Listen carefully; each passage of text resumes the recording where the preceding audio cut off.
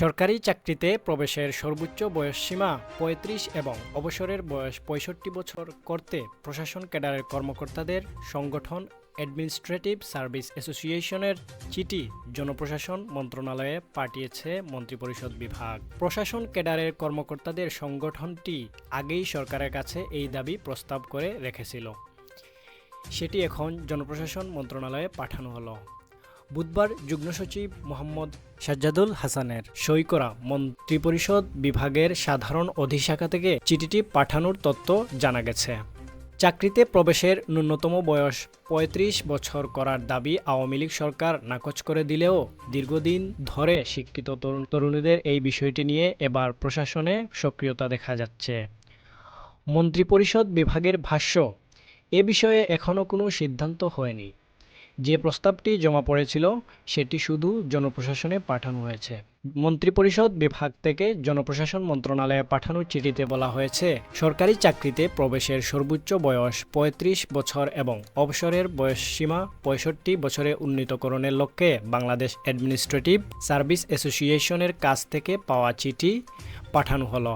বর্ণিত বিষয়ের সঙ্গে জনপ্রশাসন মন্ত্রণালয়ের কর্মপরিধির সম্পৃক্ততা থাকায় সদয় অবগতি ও প্রয়োজনীয় ব্যবস্থা গ্রহণের জন্য নির্দেশক্রমে অনুরোধ করা হলো। মন্ত্রিপরিষদ বিভাগের সাধারণ অধিশাখার যুগ্ম সচিব মোহাম্মদ সাজ্জাদুল হাসান এক সাক্ষাৎকারে বলেন, সরকারি চাকরিতে প্রবেশের বয়সসীমা ৩৫ বছর এবং অবসরের বয়সসীমা ৬৫ বছরে উন্নীত করার কাজটি আমাদের না, এটা মূলত করে জনপ্রশাসন মন্ত্রণালয়।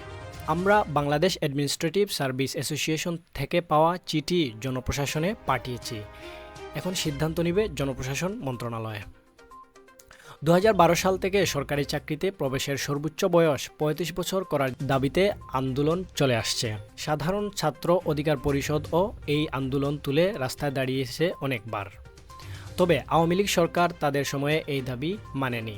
গত মে মাসে এই দাবি নিয়ে শিক্ষিত তরুণরা আবার রাস্তায় নামলে বিষয়টি নিয়ে সরকারের শীর্ষ পর্যায় থেকে প্রতিক্রিয়া আসে। সাবেক প্রধানমন্ত্রী শেখ হাসিনা চাকরিতে প্রবেশের বয়স ৩৫ বছর করা হলে বিপর্যয় ঘটে যাবে বলে সতর্ক করেছিলেন। তিনি বলেছিলেন, এই বয়সে চাকরি পেলে প্রশিক্ষণ নিয়ে কাজে যোগ দিতে তাদের ৩৭ বছর পার হয়ে যাবে। এই যুক্তিতে আন্দোলনকারীদের দাবি নাকচ করে দিয়েছিলেন শেখ হাসিনা। ৫ আগস্ট প্রবল গণ আন্দোলন ও জনরোষের মুখে আওয়ামী লীগ সরকারের পতন হলে ক্ষমতায় বসে অন্তর্বর্তীকালীন সরকার। বৈষম্যের দিনবদলের ডাক ওঠায় আন্দোলনকারীরা আবার রাস্তায় নামে। এরই ধারাবাহিকতায় এবার চাকরির বয়স ৩৫ বছর করার প্রস্তাবের চিঠি জনপ্রশাসনে দিয়েছে মন্ত্রিপরিষদ বিভাগ। বর্তমানে কোটা ছাড়া সরকারি চাকরিতে প্রবেশের সর্বোচ্চ বয়সসীমা ৩০ বছর এবং অবসরের ৫৯ বছর।